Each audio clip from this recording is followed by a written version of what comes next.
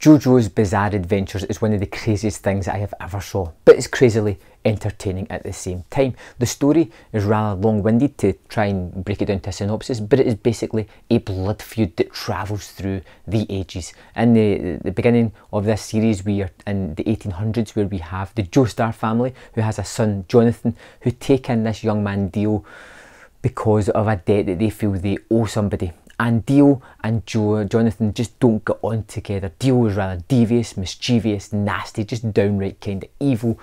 And they butt heads. And it turns into something more supernatural as they discover this legacy of these pillar men, this mask that turns its wearer into a kind of monster, a vampire, a demonic entity. And that happens to Dio. And Jonathan has to deal with Dio. And to do that, he has to learn the ability to fight using this thing called Hummel, which is basically the energy around about him, the force, for lack of a better word. And along the way, he encounters all these characters who teach him how to use this, how to get better at it, how to try and stop Dio from pretty much destroying humanity. The first 9 episodes in this 3 Blu-ray set focuses on the Phantom Blood. This tells the story of the original JoJo, Jonathan Joestar, who has to battle Dio, who has to deal with it. And I kind of figured I knew where this was going. After 9 episodes, it kind of formed into a routine of what was happening. But then in the 9th episode, something weird happened that I just was not expecting, considering that there was a lot more episodes to go. I did not expect this to happen. I don't want to spoil it for you. I don't want to really waste it too much, but we'll jump on to episode 10, where we jump into the next segment, which was called Battle Tendencies. And this jumps to the 1930s in New York, where we meet a descendant of the Joestar family, great-grandson of the original JoJo. And he is a smart-ass, tough guy who can handle himself and back up his smart mouth. And for the next so many episodes, we follow this guy as he tries to battle these pillar men throughout various places in the world, meeting various characters who all teach him how to use Hummel, who all teach him how to battle and defeat other people. And it sounds very repetitive and samey. And it can be at certain points, but it's a lot of fun.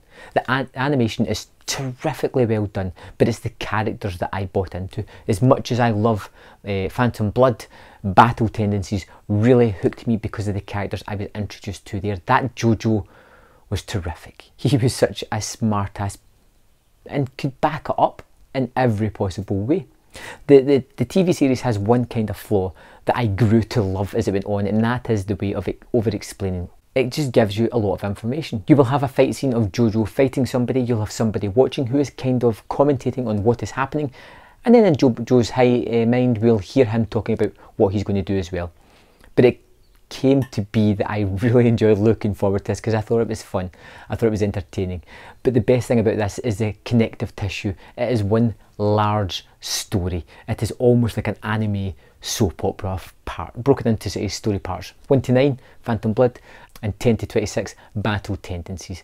I love this series. I found it hugely entertaining. I loved the fight scenes, the range of characters, the bad guys, the way they were designed and looked. The energy of this whole series just kept me going. I was a little tentative at the start, but it drew me in big style, and I found it to be absolutely fascinating and something I can wholeheartedly suggest picking up.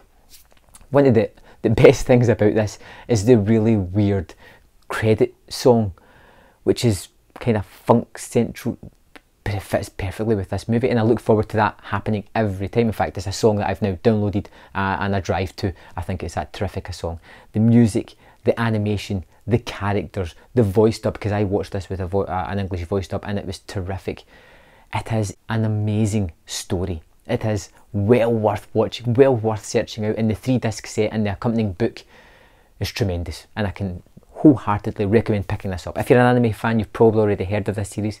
If you haven't, I can say check it out. You're going to love it. I gave JoJo's Bizarre Adventures 5 out of 5. Thoroughly entertaining, and it's something I'm going to go back to again, and I can't wait for the other seasons to come out to check them out as well.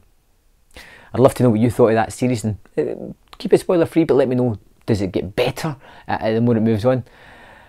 Thanks for watching, and I'll see you next time on Man vs Film.